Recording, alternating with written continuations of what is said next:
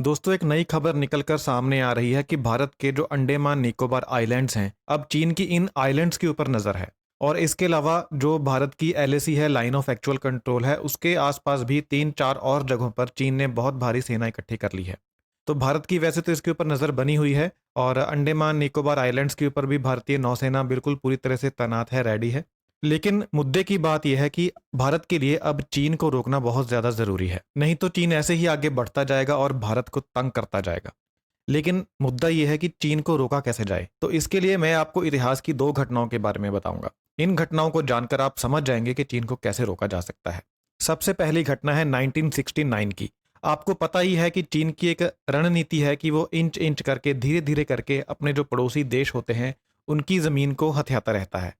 यही कोशिश इसने 1969 में सोवियत यूनियन के साथ की। इसने सोवियत यूनियन के बहुत सारे इलाके के ऊपर कब्जा करने के लिए बॉर्डर डिस्प्यूट शुरू कर दिया, जैसे ये आजकल भारत के साथ कर रहा है। आजकल हम रशिया को जानते हैं, उस समय सोवियत यूनियन हुआ करता था। लेकिन सोवियत यूनियन का आपको पता ही है, उसने चीन को मुंह तोड़ जवाब दिया और चीन के साथ 6 महीने तक लगातार लड़ाई चली।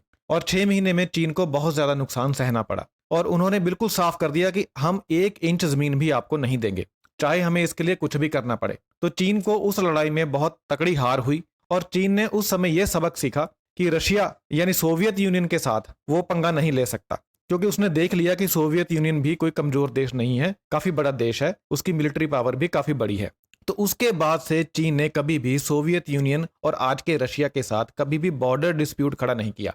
और पूरी दुनिया में वही एक देश है जिसके साथ चाइना का कोई भी बॉर्डर डिस्प्यूट नहीं है, क्योंकि चाइना जान चुका है कि रशिया तो उसको हाथ नहीं लगाने देगा अपने देश की 1 इंच जमीन को भी। और रशिया के अलावा और बाकी सभी देशों के साथ उसका बॉर्डर डिस्प्यूट है, ठीक है।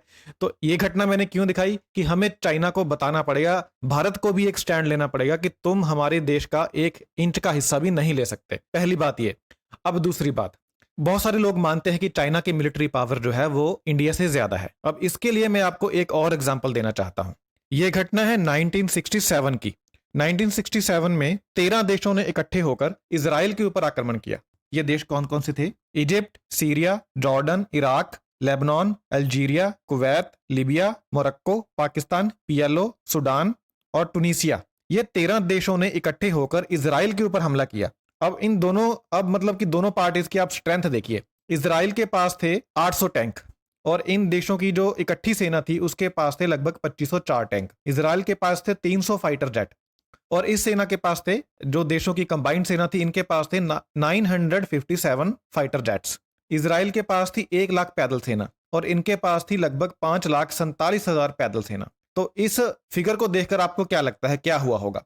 मैं आपको बता दूं, इजराइल ने सिर्फ 6 दिनों में इस युद्ध को जीत लिया था। जी हां, तो आप समझे मेरा पॉइंट। युद्ध जीतने के लिए नंबर्स मैटर नहीं करते। इतिहास में बहुत सारी ऐसी घटनाएं हैं जहां पर एक तरफ 2 लाख 3 लाख की सेना थी और दूसरी तरफ 20,000 30,000 की सेना थी, लेकिन उस 20-30 हजार सेना ने उन 2-3 लाख की सेना को हराया। ठीक है, तो इंडिया को डरने की जरूरत नहीं है, इंडिया में बहुत ताकत है।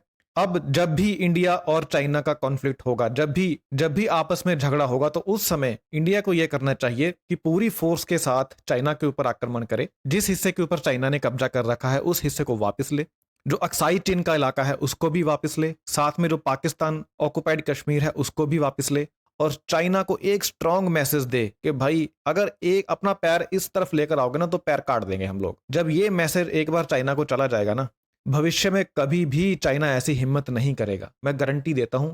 चाइना सिर्फ इसीलिए ऐसी हिम्मत करता है क्योंकि उसे पता है कि भारत जो है वो लड़ाई करना नहीं चाहता। बस यही रीजन है कि चाइना जो है भारत को बार बार धमकाता है, मिलिट्री इकट्ठी कर लेता है। अब आप वो जापान वाला इंसिडेंस देखो, जैसे चाइना भारत की जमीन को अपना बताता है, ऐसे जापान के 2 आइलैंड्स हैं उनको भी चाइना अपना बताता है। जापान ने उन आइलैंड्स का स्टेटस चेंज कर दिया, जिसके कारण जापान को उन आइलैंड्स के ऊपर जापान की पकड़ और मजबूत हो गई। तो चाइना को ये बर्दाश्त नहीं हुआ और चाइना ने अपनी 7-8 पनडुब्बियां भेज दी वहां पे और बोला कि हम तो लड़ाई शुरू कर देंगे। लेकिन जापान वहां पर पहले ही मोर्चा लगाकर बैठा था और जापान ने उनको वार्निंग दी। जैसे उसने देखा कि पनडुब्बियां आ रही हैं, उसने वार्निंग दे दी चाइना को कि अगर आप आगे आओगे तो हम सारी पनडुब्बियों को तबाह कर देंगे हम।